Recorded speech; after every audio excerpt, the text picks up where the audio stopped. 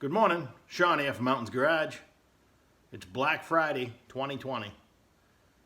And special, today only, all subscriptions to my channel are totally free. I stole that joke off the internet. Maybe my delivery wasn't that great. Speaking of delivery, how about some fuel delivery? Let's rebuild this carburetor. Last time we saw it, it was painted black. I soaked it for a solid week. And that got the paint to the point where it looked like you put paint stripper on it. And it came off in sheets, most everywhere, but all the nooks and crannies, not so much. Then I tried tumbling with the steel pins, and I got a lot of them hung up in here. I'm still looking for them. I tried the walnut shells, that worked okay. A lot of it I ended up putting in the blast cabinet. So my gold finish is gone. And I'm okay with that. I'll have to do something to protect it, probably clear coat. They make your options if you want to restore it to put some color on it. You can never put the zinc coating back on like Holley did probably, or the gold chromate or whatever it was called. They sell paint to do it. It's probably fuel resistant. It looks okay. Not going to do that today. As I mentioned, wheel paint. I have some graphite wheel paint. That would actually look pretty good. You can paint the individual pieces, which is a pain because you don't want paint everywhere. Or you can paint the carburetor after it was assembled, and that kind of looks like, I don't know. So I'm not going to do either of that, any of that. I'm just going to put it together, probably clear coat it, just to protect it because all my screws, I had to wire wheel. Everything's pretty much bare metal, so I have to do something to protect it over time. If you watch this and future episodes, I'm probably going to continue to reference this massive collection of Holley parts that I used to have. And in a weak moment one day when I was cleaning years ago, I disposed of them. And I had every carburetor part, Holley part I could ever need for the rest of my life and yours too. However, they're gone and I gotta quit crying about it. So all I can do to compensate for that is to hoard more carburetors apparently. This room here has 4 pair of Holleys plus this one. So that's 9 carburetors, plus there's a couple of Carters over there. There's a couple Carters over there. I'm not a big fan of the carburetor, now Edelbrock carburetor. They work. Sometimes they're easier to modify or faster to modify than a Holley. The only reason I have them is for space limitations. I have a couple of small block Chevy dual quad low rise intakes, and I've tried to get these on there, but they just don't fit without a lot of work. I do have 2 LS dual quad Holley manifolds, and being a Holley manifold, of course, they fit the Holleys in line. So there's those two. I got 2 of those. One's on my Model A, the other one's in a box. Anyway, this is a Holley 750 double pumper, square bore, 4-corner idle, factory. It had a choke. I thought it was a factory no choke carburetor, but I can see where somebody's taking it off. So I could always reinstall it if I still had all those parts. See, I'm complaining again already. Back behind the camera where I look better,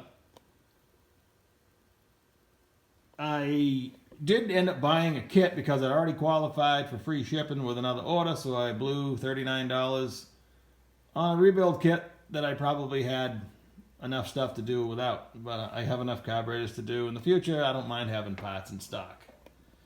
I spent an entire day plus cleaning parts to get them to look this bad. But it looks a lot better than it did. The base plate was awful. Everything was off. Just that black paint really ruined it. If it wasn't for that, after I'd soaked it for a few days, it would have looked pretty good. Just the soaking doesn't remove the original gold finish, and if you can just get all the grime and stuff off it,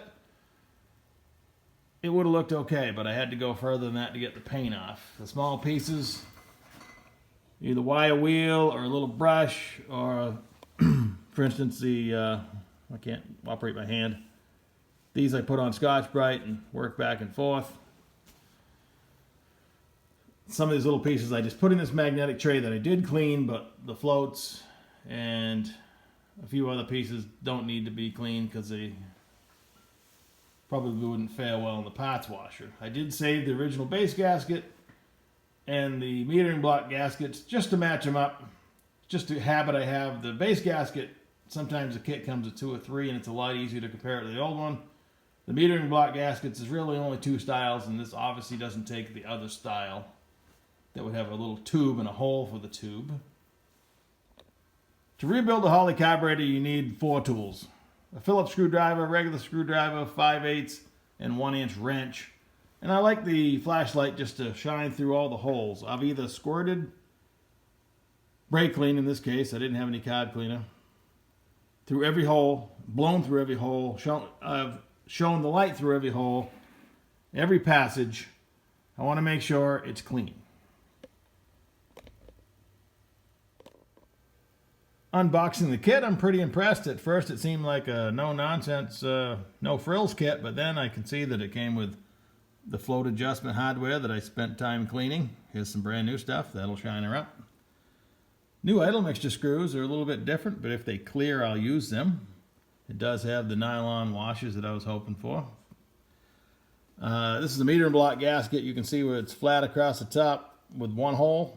That's where your squirter goes for your accelerator pump. The other style would go up and around, and there'd be a tube that transfers the fuel. So there's really only 2 styles of meter and block gaskets. No mystery there. The only chemicals you need to assemble this once you get it clean is I put lube on the float O-rings because you have to spin them to install and adjust. Holding the base gasket up against the old one. In the light, I can see it's a perfect match. I got the base plate attached to the main body of the carburetor, and you'll notice there's no screw there and there. There's screws around the perimeter, but a long time ago Holley stopped putting those 2 in because they can fall into the engine really easy. Now these 2 are semi-contained with the manifold and the gasket.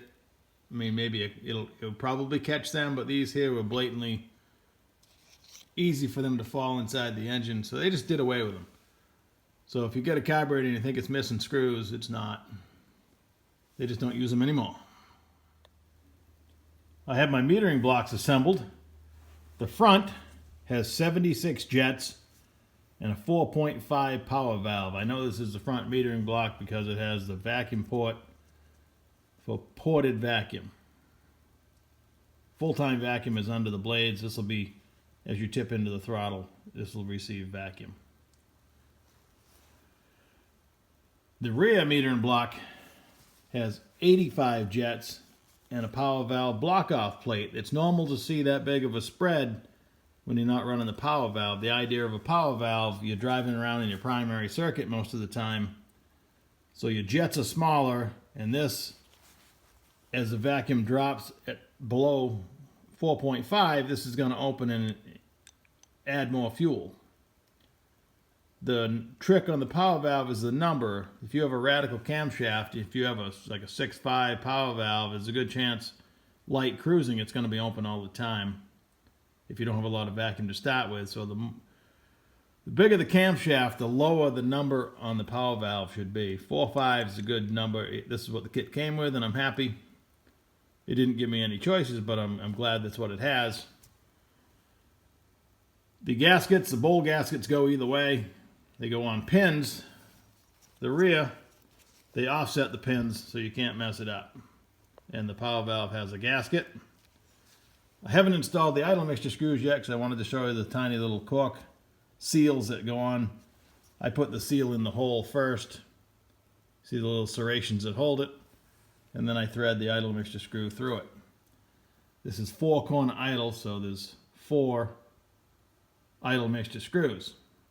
Typically, on a normal Holley, there's only idle mixture screws on the front. We'll get into the adjusting those and what to watch for as we move along. Everything's in a good position to talk about idle mixture and idle speed right now. When I install the idle mixture screws, I gently bottom them out and back them out 1.5 turns. All 4. I find if you have to, let's pretend for a minute this is just we have idle mixture screws only in the front circuit.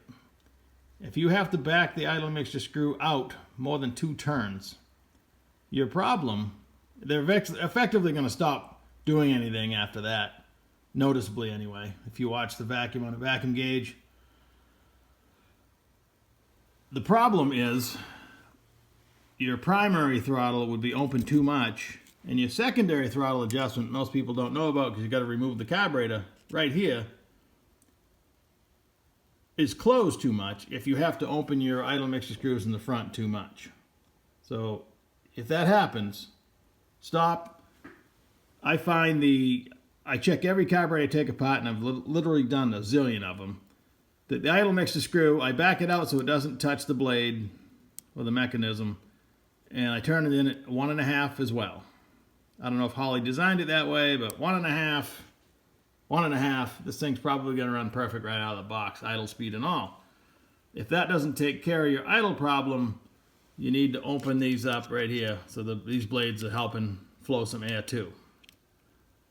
I've seen people want to drill holes in the blades and whatnot. No, just open that up a little bit. In this case, we have 4-corner idle, so all circuits are helping. All the more reason to have these open about the same amount at idle to help out in this situation. Working on the bowls now, I found out that I lied to you. You need one more tool. This little umbrella piece that goes in the accelerator pump, they give you that piece to pull it through. I called something a tit in my last video. I got in trouble, so I like to cut that off with a pair of dikes so it's not going to break itself off and float around.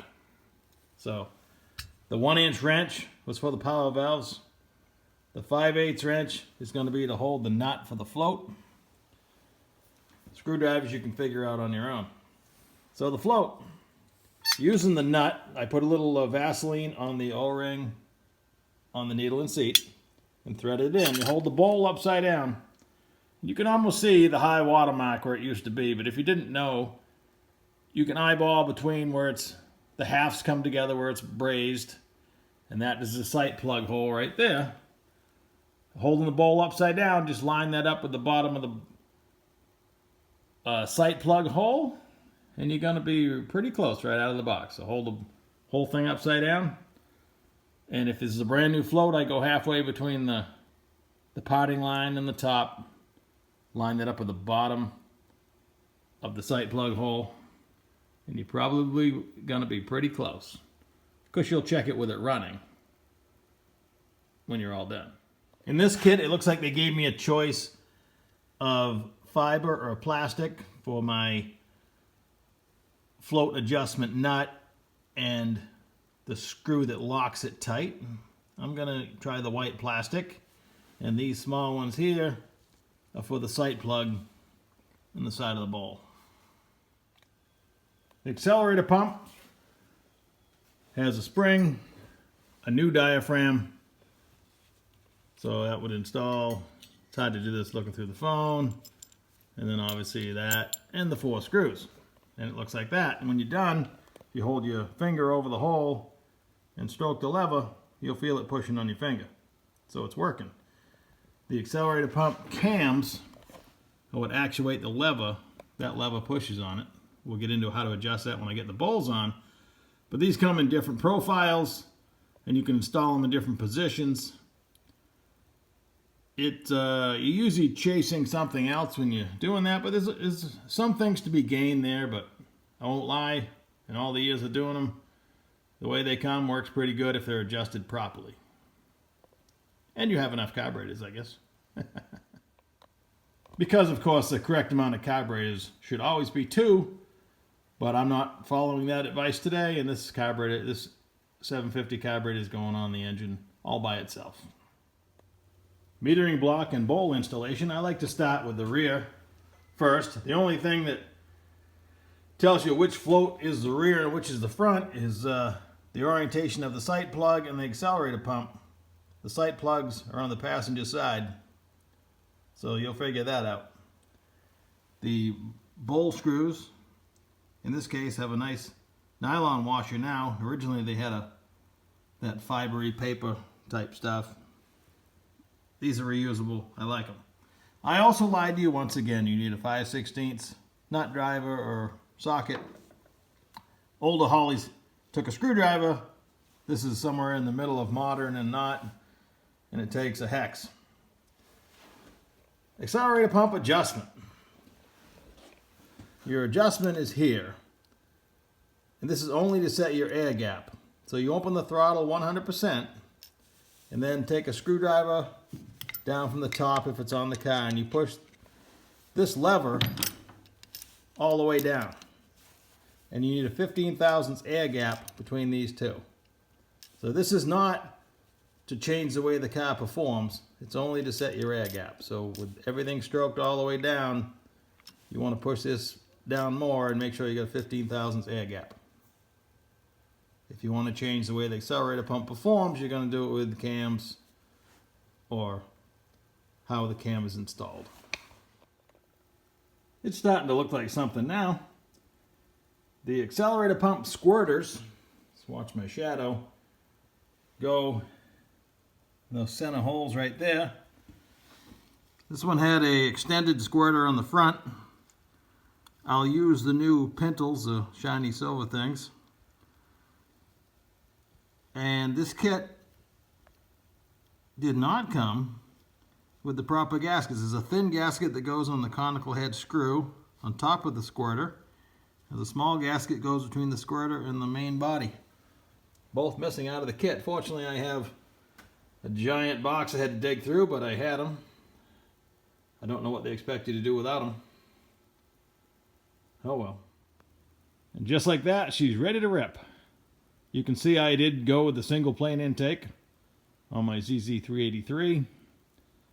And I have bolted the valve covers down for good, so I guess that is the look I'm going for. I need to come up with some fuel line fittings, which go on into the bowls with giant nylon washers that come in the kit. And I prefer all fittings on the pressure side. I will need a rubber connection with EFI style clamps just to connect to my feed line, but under pressure, I want the security of a fitting. I don't trust hose clamps and rubber. I did drill and tap the intake. The only good spot I could find, quarter pipe right there. I'll probably run my PCV right into that. The carburetor has one fitting I can use for power brakes, or vice versa. I can do either one. I almost want to convert the car to manual steering and manual brakes, but that seems foolish, whereas it already has power steering and power brakes. That's just me. All right. Enjoy your Black Friday. Thanks for watching. Like and subscribe. Talk to you next time.